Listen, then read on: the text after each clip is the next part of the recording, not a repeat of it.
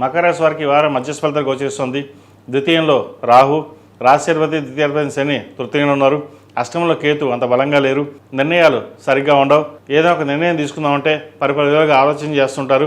ఒక నిర్ణయం వల్ల ఇంకొక నిర్ణయం తప్పు నిర్ణయాలు తీసుకోవడం వల్ల ఇబ్బంది పడే అవకాశం గోచరిస్తుంది. ఉద్యోగం కూడా స్థిరత్వం ఉండదు. చేసే అవకాశాలు చేజారిపోవడం, మనకు చేసిన ఫలితమే మనకు వెనక్కి వచ్చిందన్న భావన ఎక్కువగా ఉంటుంది. ఏదైనా సరే కష్టానికి ప్రతిఫలం ఆశించడం తప్పు కాదు, కానీ కష్టపడడం అనేది ఇంపార్టెంట్. వచ్చిన అవకాశాన్ని చేజార్చుకోవడం, తర్వాత బాధపడడం కంటే ఉన్న అవకాశాలని జాగ్రత్తపరచుకోవడం చెప్పదగినది. ఉద్యోగం స్థిరత్వం కోసం చేసే ప్రయత్నాలు కొన్ని కలిసిరావు. దూర ప్రాంత ప్రయాణాలు, వాహన విషయంలో కొన్ని జాగ్రత్తలు తప్పనిసరిగా తీసుకోవాలి. అదేవిధంగా ఆరోగ్యరీత్యా కూడా స్కిన్ డిసీజ్ కానీ, అలర్జీ కానీ, ఆస్మా కానీ, ఇండైజెషన్, అసిడిటీ, అల్సర్ ఇటు ఉండే అవకాశం గోచరిస్తుంది. వాటి విషయంలో తప్పనిసరిగా జాగ్రత్తలు తీసుకోవాలి. దూర ప్రాంత ప్రయాణాలు కలిసి రావు. ఏదైనా స్థిరమైన నిర్ణయాలు తీసుకోవాలి. భార్యాభర్తల మధ్య విభేదాలు వచ్చే అవకాశం గోచరిస్తుంది.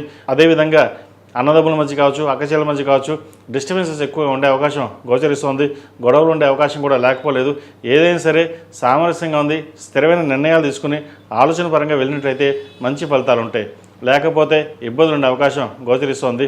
కోర్టుకు సంబంధించిన వ్యవహారాలు ఇబ్బంది పెట్టే అవకాశం గోచరిస్తోంది. అదేవిధంగా వైద్య వృత్తులు ఉన్న వారికి, సాఫ్ట్వేర్ రంగంలో ఉన్న వారికి, చిరుస్థాయి వ్యాపారస్తులకు ఇబ్బందులు ఉండే అవకాశం గోచరిస్తోంది. రియల్ ఎస్టేట్ రంగంలో వారికి అంతంత మాత్రంగా ఉంటుంది. చేద్దాకా వచ్చిన ప్రాజెక్టులు చేజారిపోవడం, అది ఎలా వీలిందో తెలియకుండా ఉండే అవకాశం గోచరిస్తోంది. ఖర్చుల విషయంలో ఆచితూచి వహించాలి. రూపాయికి రూపాయి ఖర్చు ఉండే అవకాశం గోచరిస్తోంది. అప్పుల విషయంలోనూ, క్రెడిట్ కార్డు విషయంలోనూ, లోన్ల విషయానికి దూరంగా ఉండడం చెప్పదగిన సూచన. సంతానం సంబంధించిన వ్యవహారాలు అంత అనుకూలంగా లేదు. వారి విద్య పట్ల ప్రతి ఒక్కటి శ్రద్ధ తీసుకోవడం చెప్పదగిన సూచన. దుర్వ్యసనాలకి, దురలవాట్లకి లేదా ఫ్రెండ్స్ వల్ల ఇబ్బంది ఉండే అవకాశం గోచరిస్తోంది. చదువు మీద శ్రద్ధ తగ్గడం, సోషల్ మీడియాకి ఇటువంటి వాటికి ఎక్కువగా ఉండే అవకాశం గోచరిస్తుంది. వాటి విషయం జాగ్రత్త వహించాలి. ఈ రాశిలో జన్మించిన స్త్రీలకు వృత్తి ఉద్యోగాల పరంగా సానుకూలంగా ఉంటుంది. వ్యాపార పరంగా మంచి అవకాశాలు కలిసి వస్తాయి. మీరు ఎప్పుడో పెట్టుబడిన స్థిరాస్తులు పెరగడం, అదేవిధంగా షేర్స్ ఎప్పుడో పెరగడం, ఇటువంటి బాగుండే అవకాశం గోచరిస్తుంది. ఏదైనా సరే ఒకరి మాట వినకుండా మీ మాట మీరు పట్టుకుని మీరు ముందుకు వెళ్ళడం చెప్పదగినది. అదేవిధంగా సంతానం సంబంధించిన విషయాలు సానుకూలంగా ఉంటుంది.